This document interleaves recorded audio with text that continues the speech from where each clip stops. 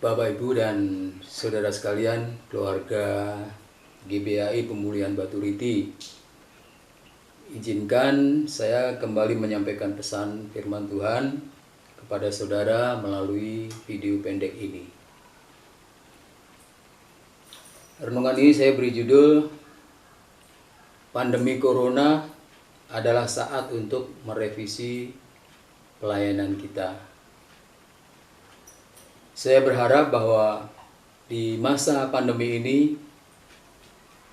sebelum kita diizinkan untuk bertemu dalam ibadah bersama, saudara mau merenungkan tugas kita sebagai saksi kebangkitan Kristus yang dipercayakan kepada kita sebagai orang percaya. Selama 10 hari, dari kenaikan Tuhan sampai Pentakosta, para murid mempersiapkan pelaksanaan tugas mereka sebagai saksi kebangkitan Kristus. Apa yang mereka kerjakan selama 10 hari masa penantian dapat kita lihat dari nas Kisah Para Rasul pasal 1 ayat 12 sampai 16. Yang pertama kita mau melihat bahwa mereka bersatu dalam doa tentang misi Allah. Ayat 12, 13, dan 14. Maka kembalilah rasul-rasul itu ke Yerusalem dari bukit yang disebut Bukit Zaitun, yang hanya seperjalanan Sabat jauhnya dari Yerusalem. Setelah mereka tiba di kota, naiklah mereka ke ruang atas, tempat mereka menumpang. Mereka itu ialah Petrus dan Yohanes, Yakobus dan Andreas, Filipus dan Thomas, Bartolomeus dan Matius, Yakobus bin Alfeus, dan Simon orang Selot, dan Yudas bin Yakobus. Ayat 14, mereka semua bertekun dengan sehati dalam doa bersama-sama dengan beberapa perempuan serta Maria, ibu Yesus, dan dengan saudara-saudara Yesus. Kita dapat melihat di sini bahwa pelayanan misi para murid diawali dengan bertekun dengan sehati dalam doa bersama-sama.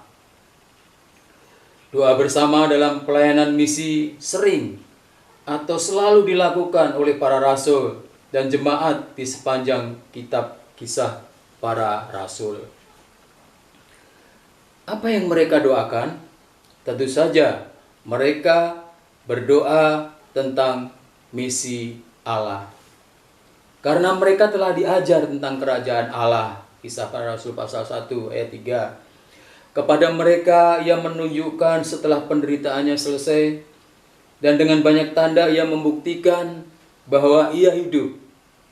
Sebab selama 40 hari ia berulang-ulang menampakkan diri dan berbicara kepada mereka tentang kerajaan Allah. Karena mereka telah ditetapkan sebagai pelayan misi Allah. Lukas 24 ayat 46-48. Katanya kepada mereka, ada tertulis demikian, Mesias harus menderita dan bangkit dari antara orang mati pada hari yang ketiga, dan lagi dalam namanya berita tentang pertobatan dan pengampunan dosa harus disampaikan kepada segala bangsa mulai dari Yerusalem. Kamu adalah saksi dari semuanya ini. Dan karena mereka sedang menantikan kuasa yang akan membuat mereka sanggup melaksanakan misi Allah. Kisah Para Rasul 1:8. Tetapi kamu akan menerima kuasa kalau Roh Kudus turun ke atas kamu, dan kamu akan menjadi saksiku di Yerusalem dan di seluruh Yudea dan Samaria dan sampai ke ujung bumi. Saya yakin mereka juga berdoa dengan doa Bapa kami yang diajarkan oleh Yesus. Datanglah kerajaanmu, jadilah kehendakmu di bumi seperti di surga. Yang kedua, mereka merekrut tenaga misi. Pada hari-hari itu berdirilah Petrus di tengah-tengah saudara-saudara yang sedang berkumpul itu, kira-kira 120 orang banyaknya, lalu berkata, "Hai saudara-saudara, haruslah genap nas kitab suci yang disampaikan Roh Kudus dengan perantaraan Daud tentang Yudas, pemimpin orang-orang yang menangkap Yesus itu. Dahulu ia termasuk bilangan kami dan mengambil bagian di dalam pelayanan kami. Yudas ini telah membeli sebidang tanah dengan upah kejahatannya, lalu ia jatuh tertelungkup dan perutnya terbelah sehingga semua isi perutnya tertumpah keluar. Hal itu diketahui oleh semua penduduk Yerusalem, sehingga tanah itu mereka sebut dalam bahasa mereka sendiri Hakaldama, artinya tanah darah. Sebab ada tertulis dalam kitab Mazmur, biarlah perkemahannya menjadi sunyi, dan biarlah tidak ada penghuni di dalamnya, dan biarlah jabatannya diambil orang lain. Jadi harus ditambahkan kepada kami seorang dari mereka yang senantiasa datang berkumpul dengan kami selama Tuhan Yesus bersama-sama dengan kami." Jadi kita melihat bahwa mereka membaca kitab Mazmur dan melihat kebenaran tentang Yudas Iskariot yang meninggalkan pelayanan dan harus digantikan tempatnya oleh seorang murid Kristus yang lain. Dan inilah syarat bagi pelayan misi ayat 22, yaitu mulai dari baptisan Yohanes sampai hari Yesus terangkat ke surga meninggalkan kami untuk menjadi saksi dengan kami tentang kebangkitannya. Syarat bagi pelayan misi adalah mengenal Yesus. Mulai dari pembaptisannya oleh Yohanes, pelayanannya, kematiannya, kebangkitannya, dan kenaikannya ke surga. Mereka yang tidak mengenal Yesus secara lengkap tidak mungkin menjadi pelayan misi bagi Allah. Saya melihat di sini bahwa pelayanan misi selalu melakukan perekrutan tenaga misi. Kristus sendiri merekrut para murid yang bersama-sama dengannya pada masa pelayanannya. Kristus kemudian merekrut Paulus, Petrus, Barnabas, dan Paulus pun merekrut para murid lain yang menjadi bagian tim pelayanannya. Yang ketiga, mereka berdoa dalam proses perekrutan tenaga misi. Ayat 23, lalu mereka mengusulkan 2 orang, Yusuf yang disebut Barsabas, dan yang juga bernama Justus dan Metias. Mereka semua berdoa dan berkata, "Ya Tuhan, Engkaulah yang mengenal hati semua orang.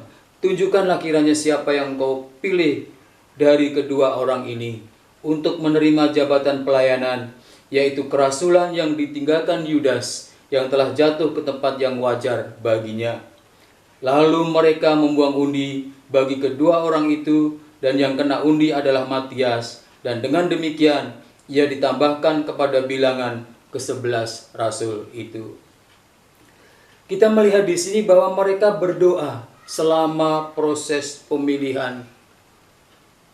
Mereka juga berdoa untuk pelayan misi terpilih yang kini menjadi bagian dari tim pelayanan mereka. Pola tersebut diterapkan oleh jemaat di Antiokhia yang mengutus Barnabas dan Paulus untuk pelayanan misi. Kisah Para Rasul pasal 13 ayat 2 dan 3. Pada suatu hari ketika mereka beribadah kepada Tuhan dan berpuasa, berkatalah Roh Kudus, "Kuduskanlah Barnabas dan Saulus bagiku untuk tugas yang telah kutentukan bagi mereka." Maka berpuasalah dan berdoalah mereka, dan setelah meletakkan tangan ke atas kedua orang itu, mereka membiarkan keduanya pergi. Jadi saudara-saudara, di masa pandemi ini, marilah kita merevisi pengertian kita tentang misi dan pelayanan yang telah kita kerjakan. Mari bertekun dalam doa bersama dengan doa misioner agar kerajaan Tuhan makin diperluas dan agar Tuhan memanggil dan mengutus orang-orang yang berkomitmen dalam pelayanan misi. Mari berdoa agar kita diberi keberanian untuk memberitakan firman Allah dengan berani sehingga pandemi tidak menghalangi kita memberitakan kabar baik kepada terutama orang-orang dekat kita. Tuhan memberkati.